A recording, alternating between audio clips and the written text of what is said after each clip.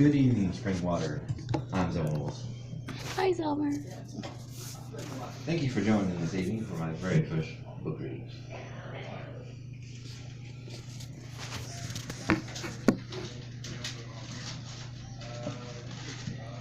I can always tell if someone is a reader or not when they ask me, or I tell them that I want to be a writer. If they're a reader, they're immediately impressed. They're like, oh, that's nice. But if they're a reader, their face brightens up, because for a reader, and including myself, to meet a writer in real life is amazing. One is not born a writer, one is made to be a writer, or at least desire to be a writer. My desire to be a writer was awakened in me nearly 30 years ago when I was 15. But before that, I was a reader. There's no such thing as writers that also don't read. Before I was 15, I made up stories in my head and characters, and I would act them out when I was alone, often too much alone by myself in my room. But when I was 15, two things happened. I wrote my first story, and I met a girl. At the time, I had braces and acne and wore the ugliest glasses in the world, so I felt invisible to girls. And having two sisters, I never grew up with the typical boy's distaste for girls. I always liked girls and always wanted them to like me. When I was 15, that summer, in Birmingham, Alabama, I was visiting my mother and my two sisters. I took my young sisters to the apartment swimming pool, and a young girl, perhaps my age, a little bit older, noticed me. We talked. I don't remember her name. I don't even know if I told her my name, but I never did forget her. And that same summer, I wrote my first story. And from that moment on, I knew I wanted to be a writer. I read as much as I could about writers. First, it took me a long time to figure out what I wanted to write, science fiction, western. But then I read a book when I was 22 that changed my life. That was Tropical Cancer by Henry Miller. If you've never read that book, I would recommend it. It's unlike any other book ever written for or since. One thing is, Henry didn't try to tell a typical story. He tried to write his life as it was happening. In that, he also used what we would consider obscene language. It was published in 1934 in Paris, France, because French law had a loophole. If it was written in another language, they could get away with things. And since it was written in English, they figured that typical Frenchman would not be able to read it. That was the start of his career. And about 27 odd years later, it became legal to possess the book in America and Great Britain. And at the age of 70-something years old, he became a millionaire overnight. And because of that, I started to want to write what they call literary fiction. I moved away from westerns and sci-fi. And I tried to figure out what story I wanted to tell. I always start with characters first, and then I build a story around them. When I was 23, I came up with the character of Miller Harris, later changed his name to Miller Hoffman. He's me in many ways, and in some ways he's not me. I wrote quite a few books about him, never got anything published. And then about 10 or 8 years ago, I found out there was a literary contest by this publisher called First Novel Contest. So for the first time, I had some motivation. I couldn't slack off and write a day here. I had to write every single day. At the time, I was working second shift, 3:30 to midnight, sometimes later. I would come home, eat, and then I would write. I had no plan. I knew what the story would be about. I decided the story would be about a young man's teenage years in Phoenix, Arizona. That's where I spent my teenage years. And I decided to make him Southern, because I consider myself Southern, as you can tell by the way I talk.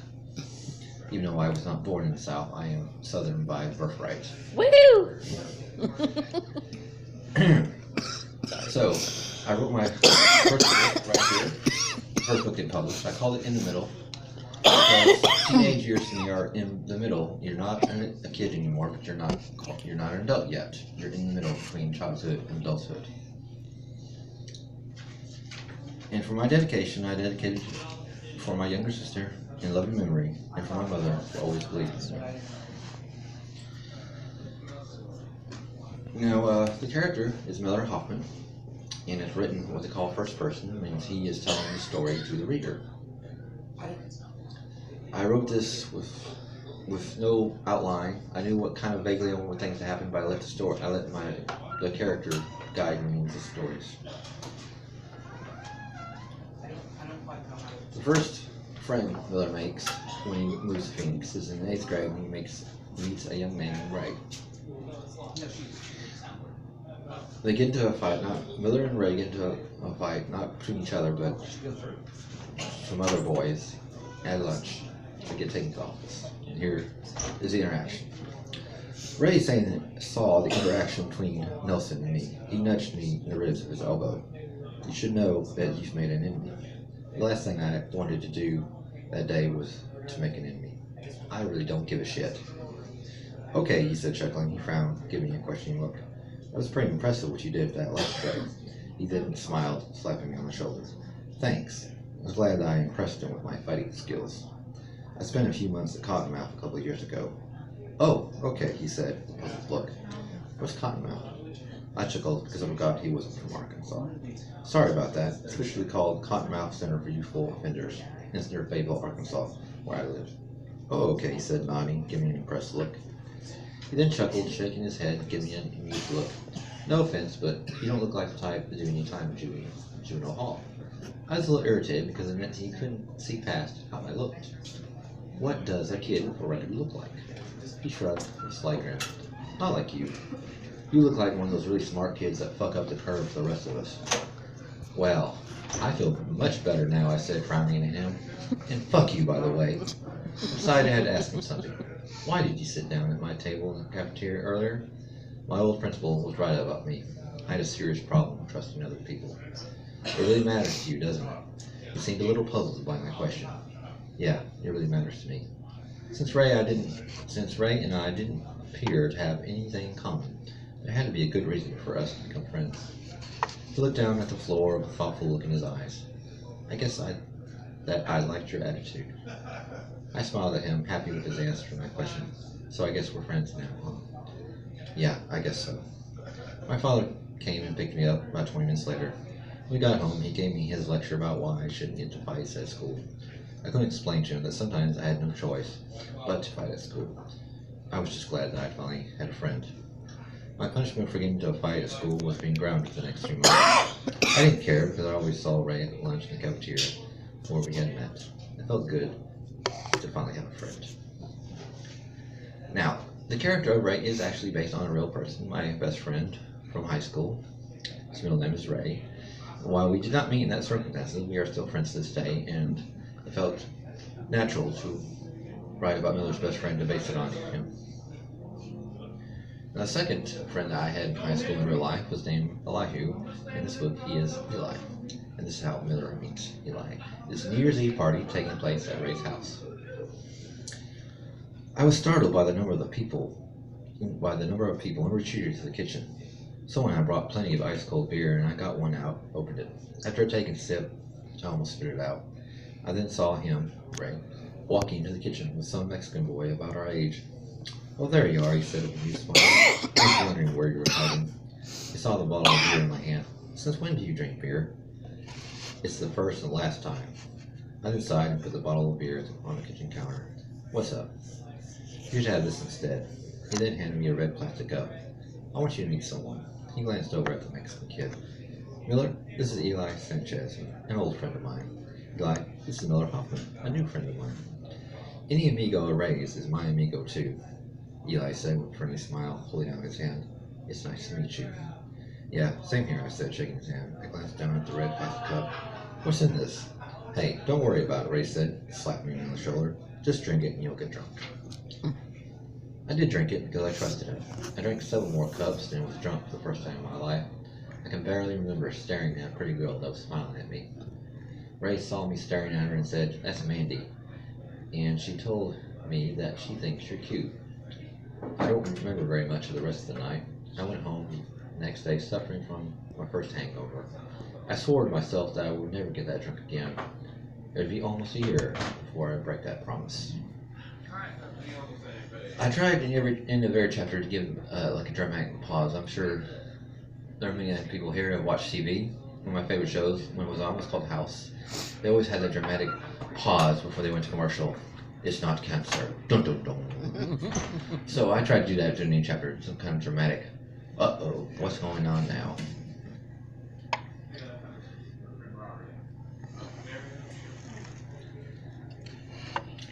I created Miller many years before I wrote this first book, and one of the other characters I created was his girlfriend named Bobby Lamont.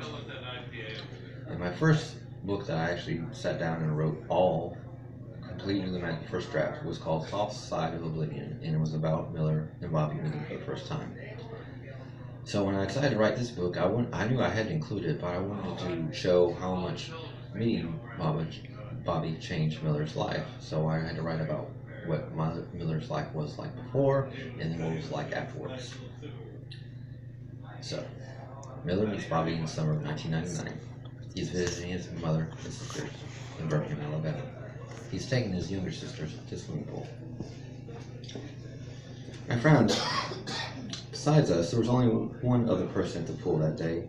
There was a very attractive girl in a skimpy black bikini lying on a lawn chair on the other side of the pool.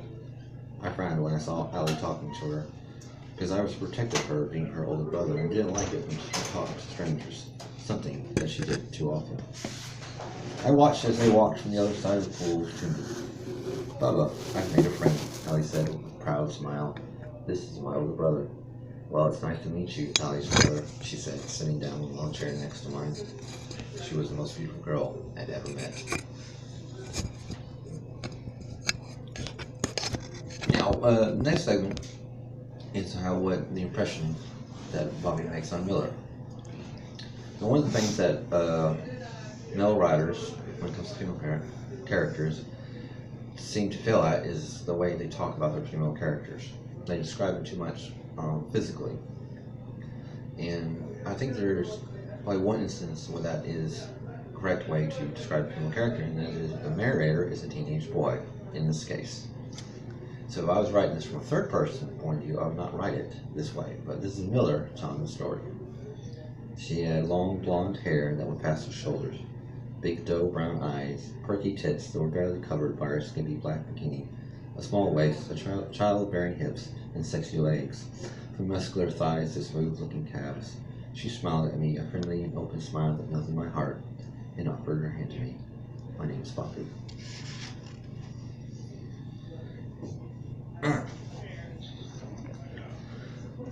Writing about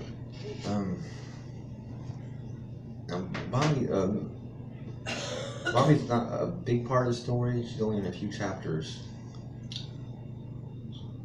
but was enough. So like I said, I didn't want to concentrate too much on her story. I wanted to see what the effects afterwards. And the effects afterwards, Bobby and Miller date for a month. Bobby has just graduated from college. She turns 22 years old. They have to go their separate ways. And when she does, when she leaves, she gives him a copy of Tropical Cancer, and she tells him that she loves him. The night before, he had told her that he loved her, and he thought she was sleeping, but she wasn't. So Miller goes back to Phoenix, Arizona, and immediately things start changing for him. One thing is, he has a lot of anger toward his father for leaving his mother and sister and himself. And he gets into a altercation with his father. He has gotten a driver's license. He gets his driver's license, and he has to borrow his father's car to go to school the next day. But his father says, no, you don't have a permanent license. And so the first time Miller expresses the anger he has toward his father. In the following days, Miller gets gets into a fight with another classmate named Clay, and it starts a class war, much like The Outsiders, except it's not socials and greases, it's jocks and preps versus everyone else, led by Miller, his friend, and some acquaintances.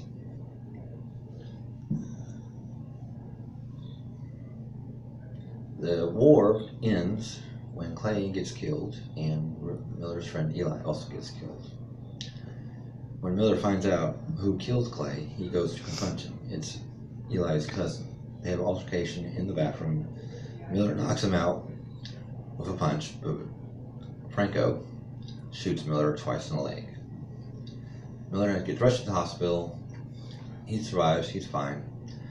But then his English teacher starts taking care of him. She comes by once a week to take care of him, and once he turns 18, they have a night together. And her name is Adie Nelson. And I based Adie Nelson on an English teacher I had when I was 16. Her name was Mrs. Anderson. She was 22 or 23. She fresh out of college. She was like a substitute teacher.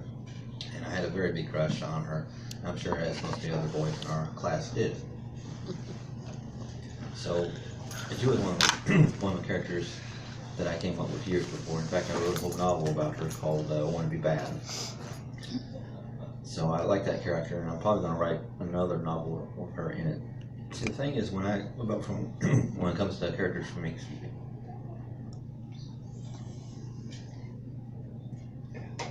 there are some writers, when they have a character, they know them before they even start writing about them. They know them top to bottom. A good example of this is a writer named Bryce Courtney.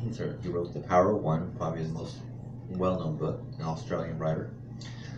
And when I started reading him, I watched videos on him, getting interviews on YouTube, and he said before he wrote anything about a character, he knew their entire history. Well, I don't operate like that. When I write a new character, I have the basic information: their name, where they're from, how old they are, what's their relationship to the main character. But as I write about them, it seems like they're talking to me, and I get to know them better. With that, I will segue to my next book. On all the different versions of In the Middle, one of the versions I had, I called it a fictional memoir. And in the back, I had like a little end credits that would tell you what happened to all the characters in the book, besides Miller. Most of the characters got a few lines, but Bobby, she got almost a whole paragraph, and I decided the next book would be about her, which proved to be much more challenging because I could not base it on Bobby and myself. I'm not a 4-year-old woman, so I had to really work at it. What I did is I outlined it. I would take a page and I would say this is chapter 1, and I would break down what would happen on every single page. Not enough to fill a whole page, just enough to give me a roadmap for myself. Sometimes it was challenging to fill a whole page because it might say, Bobby talked to her aunt about Miller, and that would be it. Somehow I was able to fill it though. At the time, I was working at a door plan. Sometimes I would have moments here and there when I was waiting, and I'd take a scrap piece of paper and I would write. And I wrote this scrap piece of paper while I was at work, the opening paragraph. There was something missing in her life. By most standards, Bobby Lamont had a good life, one that should make her happy, fulfill her. She was the author of 2 best-selling memoirs, successful freelance journalist with reviews and articles regularly published in magazines and newspapers across the country, and the mother of a rebellious 12-year-old daughter. In the most important area, her love life, she was a failure. When she got married 5 months before her 29th birthday, she believed that they would be together for the rest of her life. She was wrong. 12 years later, while on a book tour for her second memoir, she was swerved with divorce papers. Her husband was leaving her for another woman. That was the previous June. Now, when I started this, I wanted Bobby to be successful, become a writer, but I wanted it to be why would she want to be back with Miller? What would cause her to go down that road? And that's when I came to the concept of her being heartbroken and not knowing what to do with her life. She also has a drinking problem. Her mother is an alcoholic, and Bobby is almost borderline alcoholic. And she's having writer's block. She's supposed to be writing another book for a publisher, but she doesn't know what to write. That's the situation in the summer of 2010 that Bobby Lamont finds herself. She goes to Birmingham to pick up her daughter from her aunt. They're at the swimming pool, same swimming pool that she met Miller 20 years before. Bobby took the opportunity to reach over and pick up Gina's book. It's a standard size paperback with a colorful front cover. Bobby smiled when she saw it because it was a picture of a hotel in New Orleans, located in the French Quarter, framed by a red heart with an arrow through it. Bobby knew that hotel and stayed there a few times when she was a student at Tulane and had been invited to off-campus parties. Bobby then looked at the title and smiled. In bold print, the title read, The Delta Queen. She thought the title fit the colorful front cover. She then looked down at the bottom of the front cover at the author's name. Bobby took off her sunglasses and took another look at the author's name, telling herself that she had misread it. She read it again while holding the book close to her face. In small, standard print, the author's name stared at her. Miller Hoffman. Bobby frowned.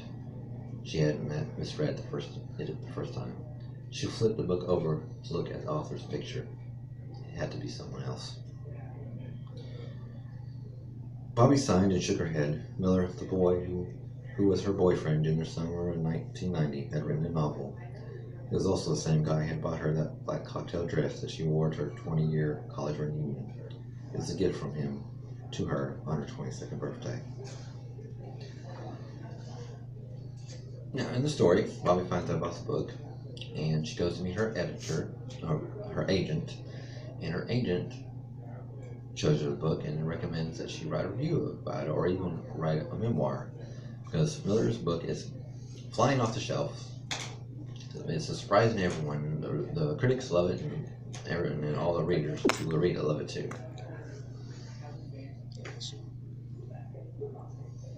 Oh yeah, and I wanted to talk about how I wrote this. I talk about outlining. Like I said, I would outline it, and I wrote the first draft. There was a time where I took a little break. I was getting frustrated, but once I got this published, all these books are available on Amazon, Barnes & Noble, and Books A Million, by the way. I was encouraged. I knew I had to keep on writing, and I wanted to find out more about Bobby and see how they got back together.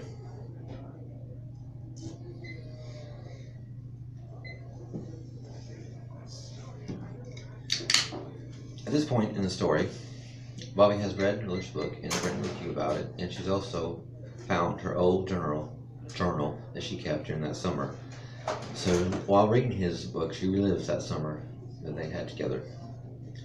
She now, in this point in the book, is chapter 2 from part 3, the research trip. She's in Phoenix, Arizona, and Miller is giving his first book reading.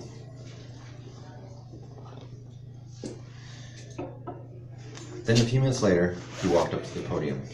Bobby took a good look at him, a smile slowly creeping across her face. It had been almost 20 years since she had said goodbye to him after giving him a copy of Henry Miller's Trouble with Cancer and telling him that she loved him. Bobby then shook her head and chuckled. She didn't know why Miller had based his novel on the relationship, but she was glad that he did. Otherwise, she would never have thought about trying to find him. She wished she was sitting closer to the podium so that he could get an even better look, but she wasn't ready yet to be reunited with him. Now, at the time I wrote this, I had actually never been to a book reading, or certainly never had one before. I'd only watched them on YouTube.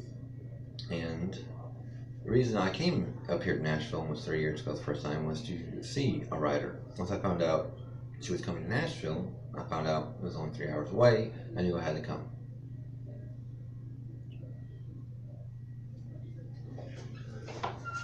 Her name is Zadie Smith. I recommend any of her books. All her books are good.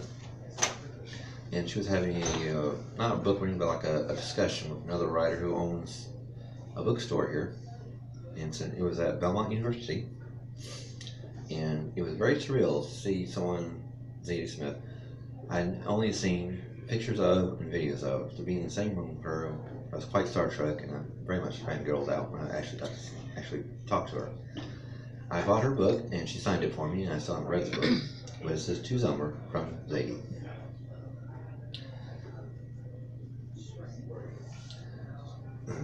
One day I hope that someone will have the same experience with me.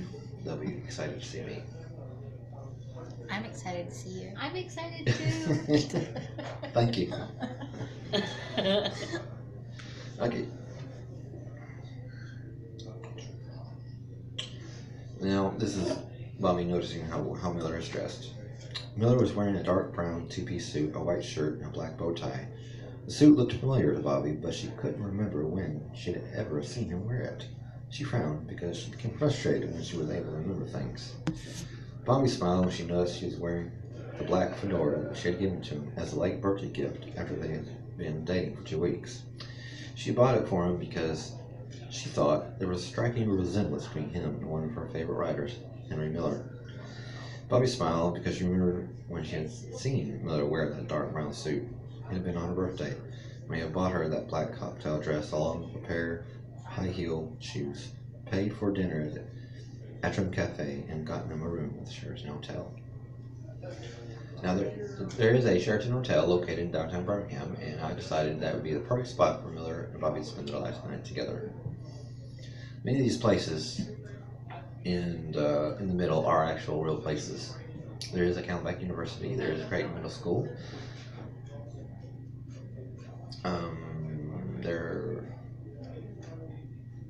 and in this case there is a Sheraton Hotel, and there is a bookstore in Phoenix, Arizona I used to go to all the time, and that's where Miller is having his book reading.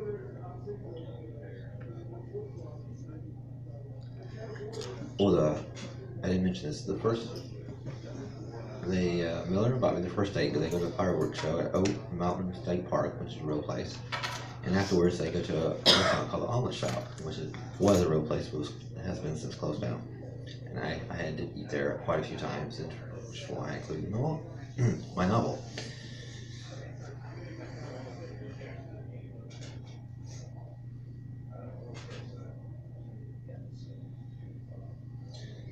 Alright, we're getting toward the end of the book.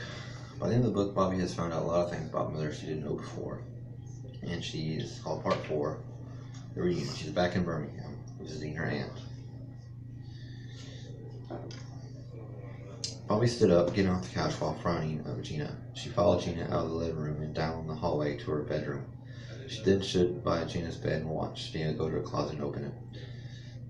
Gina picked up a small box off the floor of a closet and carried it over to her bed. She then opened it and looked over at Bobby.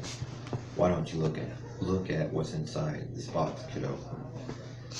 Bobby looked inside the box and saw a stack of letters and cards. She then looked over at Gina while frowning. "What's the big deal? We probably got lots of boxes like this, full of letters and cards from ex-boyfriends." Gina smiled and shook her head. "This box of cards and letters is different because it's from your exes, kiddo." Bobby frowned because Gina hadn't met that many of her boyfriends, and the ones that she had met wouldn't have sent Gina enough letters or cards to fill a box. She took one of the cards out and read it. It was a standard birthday card, but what caught Bobby's attention was a handwritten remark and signature inside the card at the bottom. It read, "To Gina, with love and affection, Miller." "Are all these from Miller?" Gina nodded and said, "Yes, they are." Bobby looked at the stack of cards and letters and counted them. She realized there were at least 20 cards and maybe 10 or 15 letters.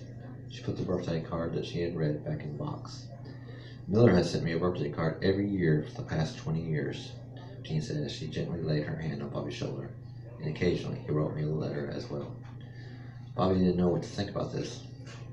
She looked over at Gina, frowning. "Why didn't you ever tell me about this?" Gina shook her head and sighed. "I wanted to, kiddo, but Miller asked me not to tell you." She then smiled at Bobby. "He made me promise not to tell you because he didn't want you to think he was stalking you." Bobby smiled because that sounded like Miller, always trying to be respectful and polite. "So why are you showing me this now?" Gina smiled and shrugged her shoulders. "I thought it was time for you to know the truth." Bobby nodded, though she wasn't sure what Gina was talking about. She did know what Gina meant, but she was afraid to ask her. She then took a deep breath and asked, "He never stopped loving me, has he?" Gina smiled and shook her head. "You'll have to ask him that yourself, kiddo, but I don't think that he has." She then closed the box and put it back on the floor of her closet. Bobby and Gina then left her bedroom, going back to the living room. Bobby was about to sit down when she heard knocking on the door. Gina smiled and said, "Go and let him inside, kiddo." Bobby, with a nervous smile, went to the front door and looked at the peephole. She saw Miller standing in front of the door, anxiously smoking a cigarette. She smiled as she opened the door and said, "Come on in, Miller." And they have a nice lunch. They go on a date.